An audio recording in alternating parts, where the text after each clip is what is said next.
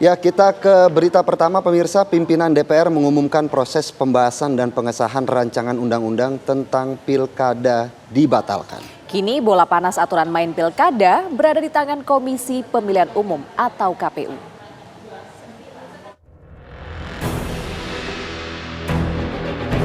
Setelah ramai mendapat penolakan dari berbagai elemen masyarakat, Dewan Perwakilan Rakyat akhirnya membatalkan proses pembahasan dan pengesahan rancangan undang-undang tentang pilkada dibatalkan.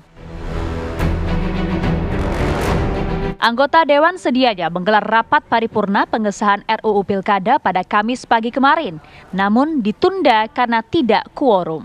Sementara itu, di depan gedung DPR, massa dari berbagai elemen masyarakat berunjuk rasa menolak revisi Undang-Undang Pilkada dan mengecam pembangkangan DPR terhadap putusan Mahkamah Konstitusi. Demonstrasi rakyat juga berlangsung serentak di berbagai daerah. Pada Kamis malam, Wakil Ketua DPR Sufmi Dasko Ahmad mengumumkan pembatalan pengesahan revisi Undang-Undang Pilkada.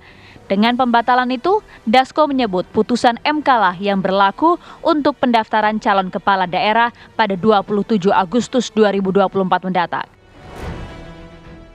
Dan karena pada hari Selasa, tanggal 27 Agustus 2024, kita sama-sama tahu sudah pada tahapan pendaftaran pilkada. Nah, oleh karena itu kami tegaskan sekali lagi, karena kita patuh dan taat dan tunduk kepada aturan yang berlaku, bahwa pada saat pendaftaran nanti karena RUU Pilkada belum disahkan menjadi undang-undang, maka yang berlaku adalah hasil keputusan Mahkamah Konstitusi Judicial Review yang diajukan oleh Partai Buruh dan Partai Gelora.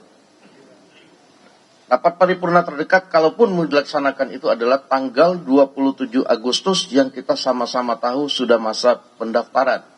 Sehingga kami merasa bahwa lebih baik itu tidak dilaksanakan karena masa pendaftarannya sudah berlaku. Demikian.